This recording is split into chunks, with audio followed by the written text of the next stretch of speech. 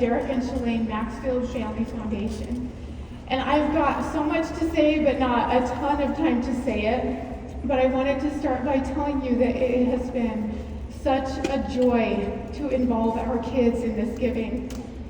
As we've been introduced to organizations that give us presentations to tell us about what they do, it has been so fulfilling to watch our kids step into this stewardship. We've been introduced to a variety of opportunities to give, and we are doing our best to give to those who will have impact and help others in the most meaningful ways. And because we've been introduced to so many different causes, our eyes and hearts have been widely open to the needs of individuals and groups right here at home and around the world. People who are struggling or suffering in some way or another. And most of the time, we try to donate to causes that will have significant impact. And when I say significant, let me just tell you, we are continuously learning and being reminded about the needs of individuals all over the world that we personally are taking for granted every single day. Classrooms, clean water, indoor plumbing. When I was young, it was always super fun to have class outside on the grass. It was a rare occasion, of course, and I only remember it happening during Sunday school, but it was fun to enjoy the sunshine and just have that change of pace. My life experience being outside for learning looked a lot different than the experience of these children in another part of the world. I had grass to sprawl out on. I had air conditioning and a beautiful building to learn in. I was seeking sunshine. These sweet little ones want the shelter of shade because it's so hot. They are learning under tin roofs covering what I would call shacks. So when it's raining, I would imagine that it's not super hot inside. The sound of the pouring monsoon must make it very difficult to hear anything else. But education is so important to them that they do what they can with what they have to get it. Think with me for a moment what would have to happen in your life to be without water for more than a few hours or even days. A few hours might stay in that annoying to inconvenient category, and by the time several hours pass, or maybe even a whole day, we would probably still have hope that it was going to be resolved soon, but we'd also be checking our own water supply and maybe running to the supermarket really quick to grab a few cases of water. After a few days with no water, we would be so fortunate if we could still get it in the store. If we were in that situation, there's only so long we could handle it before we started to get desperate or take extreme measures. How far would we go to get that water? What if circumstances were such that we had to walk? How much could we reasonably carry back home? Take a moment to imagine what it might feel like to walk long distances to gather water for cooking, for bathing, for cleaning, or even drinking every single day, because that is just the way it is. Imagine how much of your time that would take every single day. What if it was dry and hot and miserable outside and the water was miles away? And what if you had to go through all of that to get the water and it came from a pond and wasn't even clean?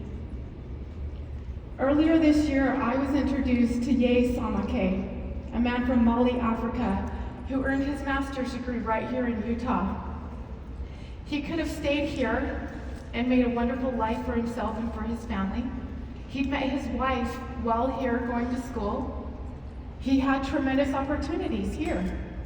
And I'm sure he could have been really happy and very productive. But he felt in his heart that he could make a bigger difference back in his home country of Mali. He left behind great opportunity here because he could have greater impact there. As we spoke about the needs of his people in his country, classrooms and wells came up. Clean water wells. I'm sure you've seen videos like this one. They are so excited. They look happy to have it, and you can't help but be happy for them. When I met Ye, one thing he said during our conversation about wells and clean water shook me. And I sat there in stunned silence, barely registering anything else he said for a few minutes after he said it. He said, "For the hospitals." And I could not wrap my mind around that. I sat there thinking, what does he mean? That the hospitals don't have clean water? How can it possibly be true that even the hospitals are using non-potable water? Now, I can only imagine what it would be like to be in the hospital, parched after I had been fasting for a procedure, desperate for some cold water to quench my thirst, and being brought water that was noticeably unclean. I called Derek on my way out of the building immediately after that meeting, and I'm so thankful he was able to answer right away. He was wrapping up another meeting, and I asked him if I could give a bunch of money to a practical stranger so he could dig wells and build classrooms in a place we'd never been to. And he must have heard the enthusiasm in my voice. I think Tori did too, because I didn't know, but I was on speaker. He was so supportive, even though it's typically not the way we just shell out money, you know. We have a vetting process, but I skipped that part. And I was so excited to stop Ye because he was just about to drive out of the parking lot, and so proud of myself for not bursting into tears.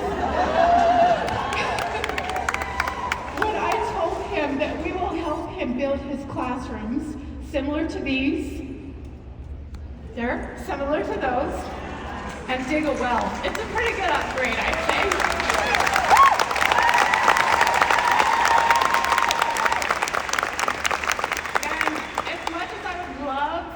There to see that well turned on for the very first time, and be there when the villagers are rejoicing when they have it.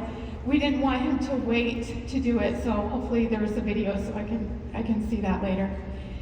But Ye had gotten out of his car at this point, and I had told him, and he asked if he could give me a hug. I'm like, obviously this guy barely knows me, if he's asking if he can give me a hug. And I was so happy to embrace a guy that left behind huge opportunity because he wanted to have massive impact. These are the kind of people and organizations that we are trying to help. Boots on the ground, lift where we stand, get the job done kind of people who see a need and they are doing their best to fulfill it. Last year we highlighted an organization that builds homes for widows in Nepal and India. With our help, they've continued to build more homes, simple to you and me, but life-changing for them. These homes are relatively inexpensive to build, but provide safety and shelter for widows and people with limited abilities who would otherwise live in very unsafe circumstances. Can you imagine losing your husband or partner and being outcast for it? I can't, but it is a great privilege and honor to do something about that situation for them. We are taking them from thatched roof shacks to humble homes with indoor plumbing, and it is changing their lives.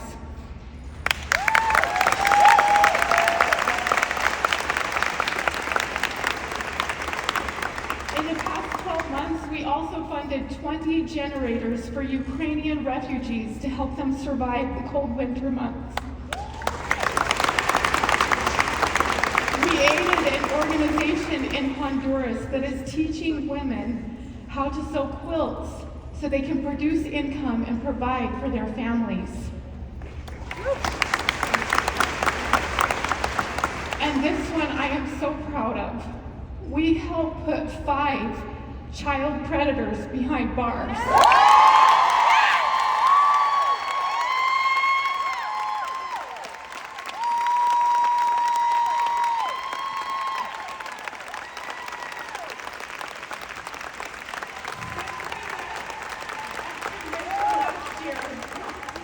We've given to 36 different organizations, and I've only highlighted a handful of them. But I am so excited to see what the future holds for our family foundation. I know that it can be a powerhouse for giving, and that is exactly what I am determined to make it. But I want to remind you that you do not have to go to great lengths or across the world to make a difference. A well in Africa costs about $20,000 US. These homes in India and Nepal cost $5,000 to $6,000. A fridge full of groceries for a family who is struggling costs a few hundred. And being thoughtful and kind costs you nothing at all. You have impact right where you are, as you are. And you can change the world right where you stand. We are honored and grateful to be involved in supporting so many meaningful causes. And aside from those great causes, our first focus is still Saprea and the work we do there to uplift and empower those who have been sexually abused. This year has brought incredible growth at Saprea. Thanks to fantastic supporters, more survivors than ever have access to the healing resources that we provide. Allow me to share some of the highlights with you.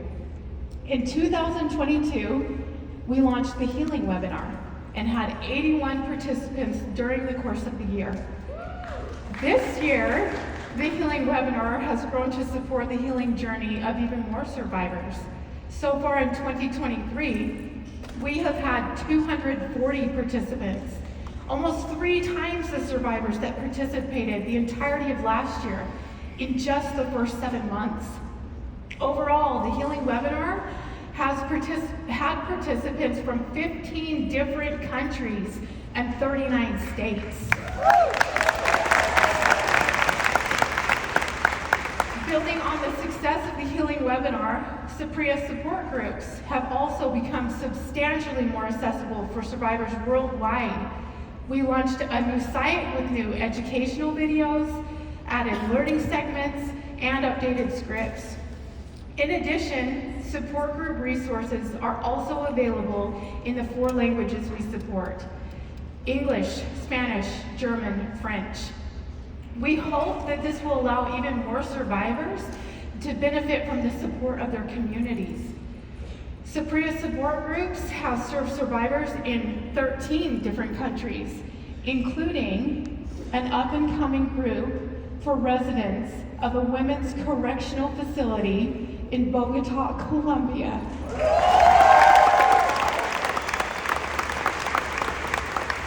Every time our resources are accessed, the hope of healing grows. One of our brightest beacons of hope is the Saprea retreat. And I am honored and thrilled to announce that as of this month, 5,063 survivors have attended the first retreat.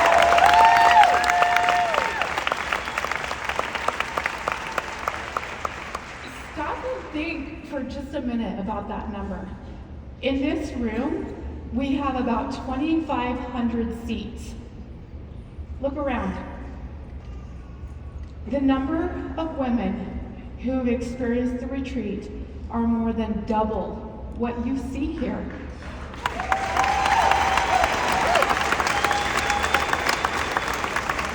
Knowing that our dream to empower and uplift survivors of child sexual abuse has reached this remarkable milestone fills me with joy and gratitude, but most importantly, hope. Hope that together that number will continue to grow to 10,000 and 50,000 and hundreds of thousands and more. During the last 8 years since we founded Saprea, I have witnessed many lives change. Women from around the world have found peace, courage, hope, and healing, thanks to the resources that we provide. And none of that would have been possible without you. Do you even know how special that is? Do you understand how special you are, or how grateful I am for you? Because of you, we've been able to reach countless individuals who never would have had the chance to experience the healing that our resources bring. The Saprea support groups, the Saprea retreat, the healing webinar, and online resources we have can and will change the world. But to make that happen, we've got to be sure that the world knows about the healing and peace available to them. We've made incredible progress, and as we continue to expand our reach in more countries and more languages, I hope that each of you will seek out opportunities to share Saprea's message of hope and healing. 5,063 survivors is remarkable, but it's just a start. We are honored to have been part of the healing journey for so many, and we are really proud of this accomplishment and this milestone. However, as hopeful as I am about reaching that milestone, I also acknowledge the reality behind what we do. The painful truth is that millions more are suffering from the effects of child sexual abuse in communities around the world. While we are making a difference, our fight against child sexual abuse is far from over. Because of the success we've seen so far, we know that together we can help these survivors who are suffering in silence. The problem then is that all of our resources can only do good if people know about them. Millions more need the healing resources that Saprea offers. Hearts, minds, and souls are desperately searching for the peace and the confidence that our programs bring. Our best hope of reaching those millions is through people like you. We need your help to spread the message of healing that Saprea offers. There are people you can reach who need the resources that we have. You may not know who they are, but I promise that you know them. We've got plenty of work ahead of us, but I know that together we can be unstoppable. So to learn more about what you can do in the fight against child sexual abuse, let's welcome Saprea's Managing Director, Chris Yaden, to the stage.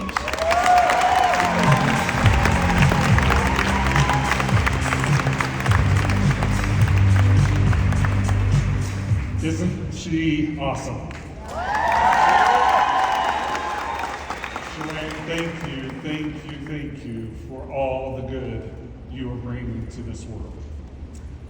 Before I get started, I just want to say thank you for the impact you had this week. Shalane talked about impact.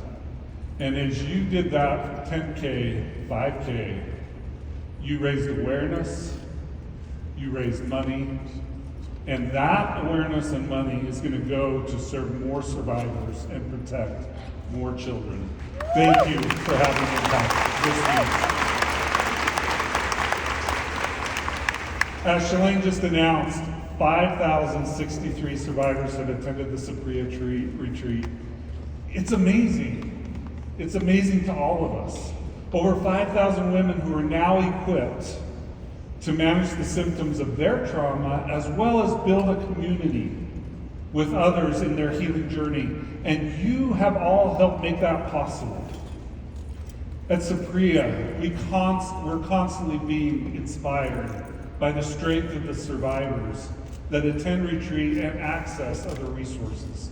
Today, I would like to share the story of one of these amazing women with you. This is Maria. She heard about Saprea through a guest she had on her podcast. Think about that for a minute. A guest she had on her podcast. Let's see if we can learn something from her story.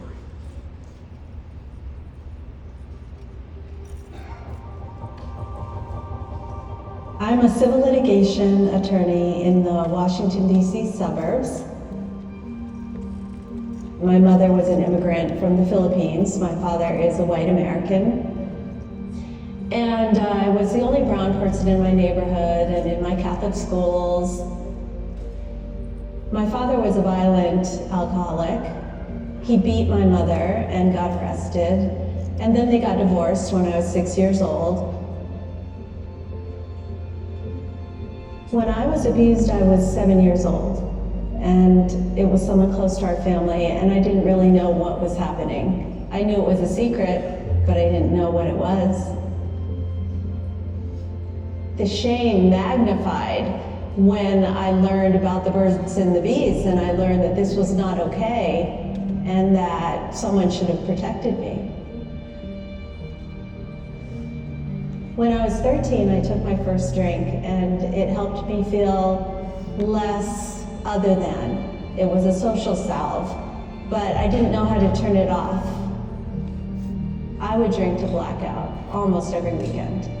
And I think that stemmed from a deep sense of shame. I was very good at compartmentalizing my feelings and my traumas. And I didn't tell anyone for decades about what happened to me.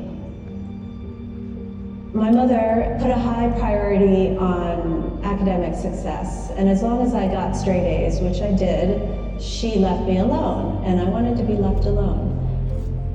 I appeared from the outside to have all trappings of success, academically, financially, friend-wise. I liken it to being a duck floating on still water. The duck looks like they're just floating, but underneath they're paddling hard, and that's what I was doing.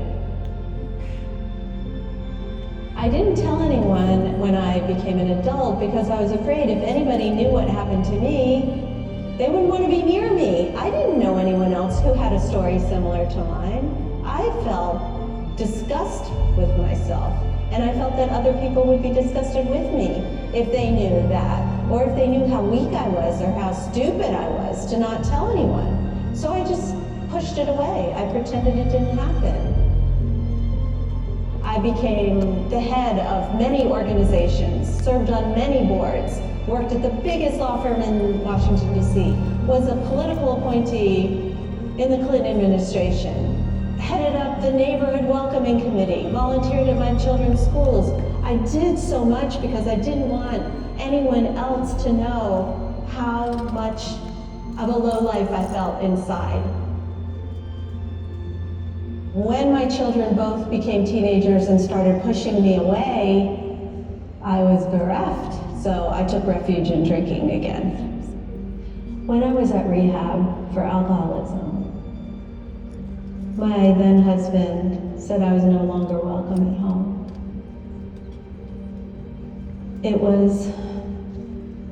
It shattered me. I thought, I'm finally sober and you don't want me anymore?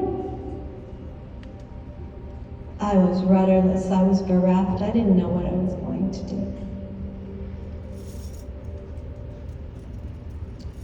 We're pausing here in Maria's story for just a moment. I won't leave you there. At some point, each of you has felt part of what Maria was describing. I know I have, we all have. Fear, shame, confusion, loneliness. I feel very confident in saying that most, if not all of us, avoid these feelings when possible and are grateful for relief when they pass on their own or with a little help from time and the people around us. Unfortunately, survivors of child sexual abuse, like Maria, often don't get relief from the trauma that they deal with. They often feel like they are alone and face these challenges in silence. The pain that they feel may not always be visible, but it goes deep beneath the surface and can have devastating effects. I want you to think about the people you care about: colleagues, neighbors, friends, your family. What you see on the surface is likely just that, the surface of what they are feeling and experiencing. Just like Maria, they could appear to be successful, thriving, and overall fine. However, beneath the surface, the impacts of trauma could be tearing at their very core. They could be desperately hoping to heal those wounds.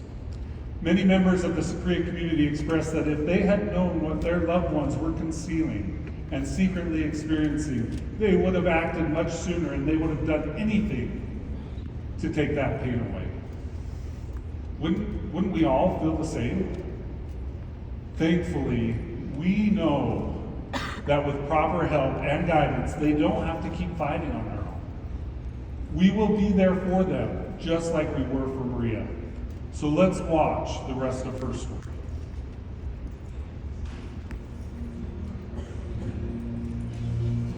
I learned about Saprea when a woman who had attended the Saprea retreat was a guest on my podcast. And after we recorded, she said, "I need to tell you about something that I think you're really going to like."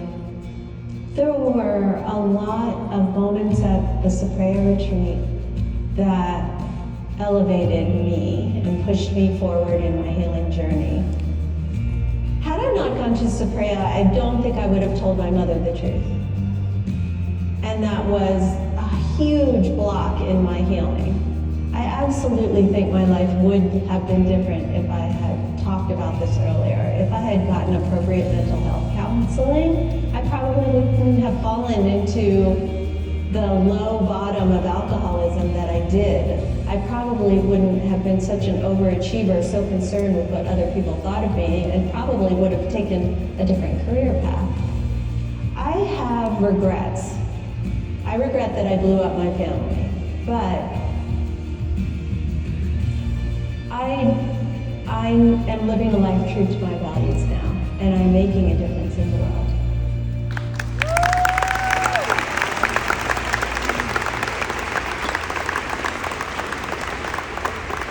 What a transformation.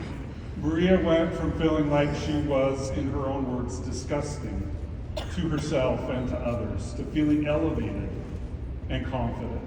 From feeling hopeless to feeling uplifted, from believing she was broken to having peace and walking the path of healing. She is living a life true to her values. She is learning, mending bridges, and making a difference in our world. Because of her experience at the Saprea retreat, Maria knows just how valuable and whole she truly is. And she has gained power over her healing. That is what Saprea is here to accomplish. And we thank you. That is what we're here to accomplish, and we need you to continue on this journey with us. Remember, Maria was introduced to Saprea through a guest on her podcast. Without the efforts of that one person, she may have never found the retreat or gotten on the path of healing. You are a vital part of this battle we are fighting. Being here, caring, learning about the help Saprea offers, that awakens you to the opportunity to support the healing journey of thousands of survivors. Don't let us stop here. You have the chance to be a part of the community that uplifts, empowers, and validates women, including survivors of childhood sexual abuse. We join with you in making the communities around us safe and comfortable for the survivors who are fighting so hard for relief. So how do we take action? What do we do? You can talk about the issue in person or on social media. If you are a survivor,